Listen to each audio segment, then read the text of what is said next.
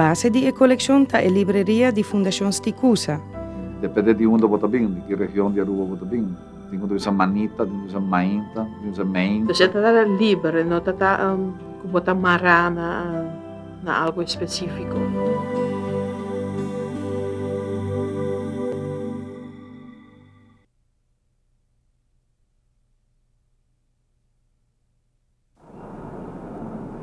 Na Den Haag, Holanda, tem biblioteca público mais impressionante.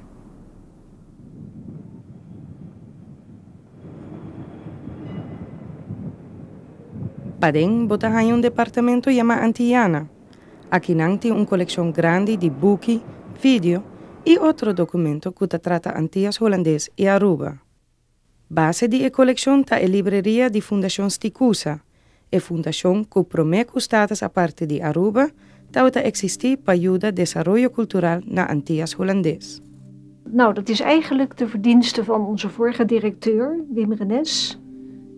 Die zat in het bestuur van Sticusa, Stichting Culturele Samenwerking. En toen Sticusa werd opgeheven, toen heeft hij het voor elkaar gekregen dat de openbare bibliotheek de bibliotheek van Sticusa in bruikleen kreeg. Hij is toegankelijk sinds 1995, toen we in dit nieuwe gebouw trokken. Daarvoor zaten we in een veel kleiner gebouw. En was de Antillana niet toegankelijk, werd ook alles uitgezocht, gecatalogiseerd. En met de opening van dit gebouw is ook de Antillana collectie zoals die nu te zien is, tot stand gekomen. Na een momento a collection ja cresce con un cantidad di titolo novo. De doelstelling is allerlei materialen over de Nederlandse Antillen en Aruba. En ook over Antillianen en Arubanen in Nederland. Zo breed mogelijk toegankelijk maken voor het publiek. Het is ook de bedoeling dat de collectie zo volledig en up-to-date mogelijk is. Pa percurar pa Esaki, não unicamente ta adquirir tour publicação que ta sali na Holanda, pero também ta busca publicação novo voor de Aruba e Antillas. De Nationale Bibliotheek op Aruba, daar ben ik geweest, met mensen daar kennis gemaakt, maar we hebben geen direct samenwerkingsverband.